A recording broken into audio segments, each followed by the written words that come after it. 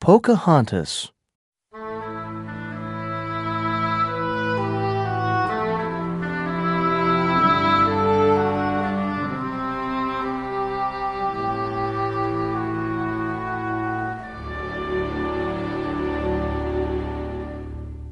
Chapter 1.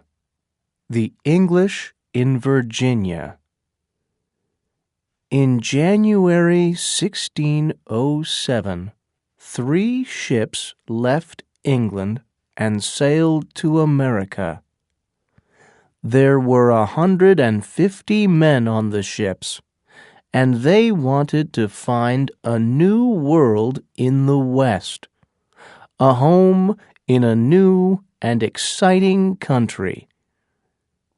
The ships were at sea for 4 months, and they arrived in Virginia on the 26th April 1607.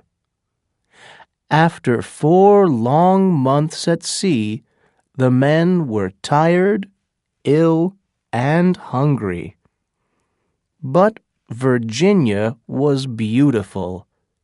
The sky was blue, and they could see rivers and flowers and forests of tall trees. The Englishmen were very happy. But the Algonquin Indians of Virginia were not happy. They were afraid of the Englishmen and their ships. "This is our home," they said. "We don't want these white men here. We must fight them." But some Indians said, "No, wait. These men are interesting. Let's make friends with them and learn about them." So the Indians tried to talk to the Englishmen and gave them food to eat. The Englishmen gave things to the Indians too, little knives and pictures and beads. The Englishmen began to build a little town.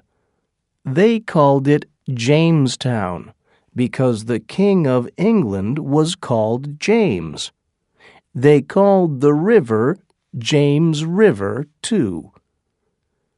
The leaders of the Englishmen were Christopher Newport, Edward Wingfield, and John Smith.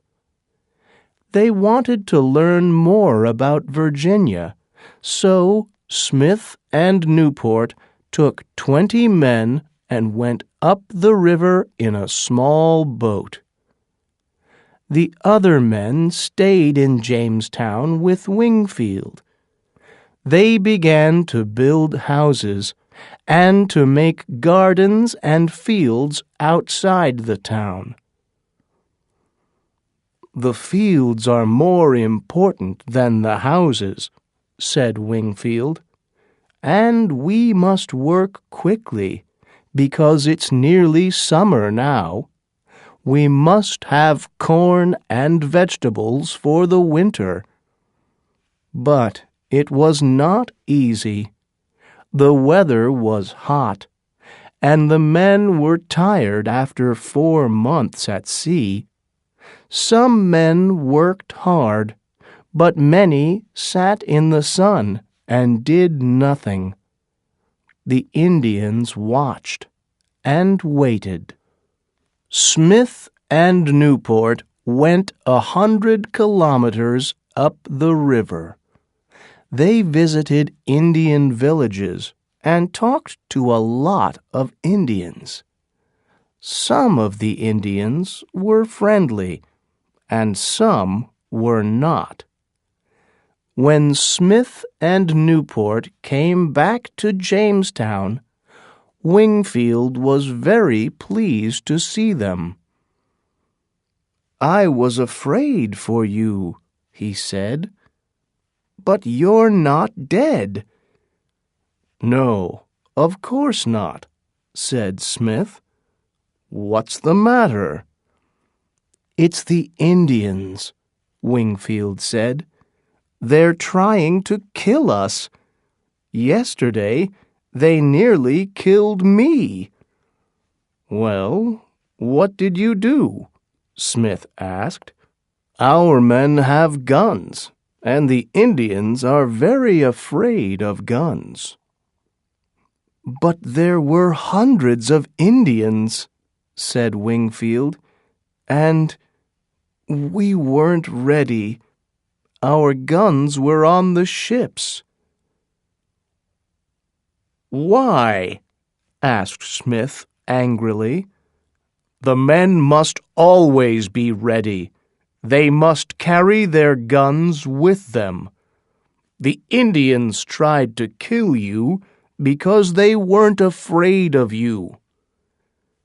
"Yes, but we must be nice to them," said Wingfield. "We can be friendly, but we must be careful first," said Smith. "We must build good walls round the town and put the big guns from the ships on them. Then the Indians can't kill us." For a month, everyone worked hard. They built walls round the town and moved the big guns from the ships. But the men were afraid to work in the fields because of the Indians, and the sun got hotter and hotter. In June, Newport went back to England with 2 of the ships. 105 men stayed in Jamestown. They had very little food. The corn from England was now bad, and the new corn in the fields was not ready. The river water was bad too, and soon many of the men were ill with a fever. 46 men died that summer. Some of the men tried to leave Jamestown and go home in the ship, but Smith stopped them. "We're here to work and to build a new town," he said. "But first, we must find food. There are birds in the sky, fish in the river, animals in the forest. We must kill them and eat them. And we must get corn from the Indians, too. I can do that." Smith wasn't afraid of the Indians, but he was always very careful. He carried his gun all the time. Most of the Indians were afraid of Smith, but they liked him too. He was friendly, and he loved their beautiful country.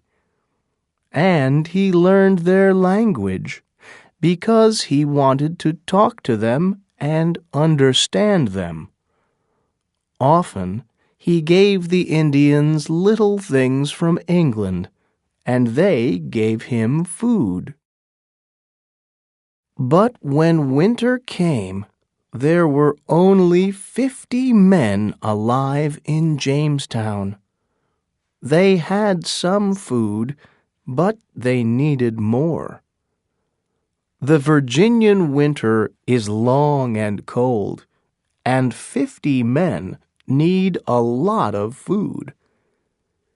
In December, Smith went up the river in a boat with 9 men. 2 of the friendly Indians went with them. It was very cold, and the Englishmen were hungry. But Smith was happy and excited. "I'm going to find food for Christmas," he said to the men in Jamestown. "Wait for me here and work hard. This is a beautiful country, and we're going to stay here.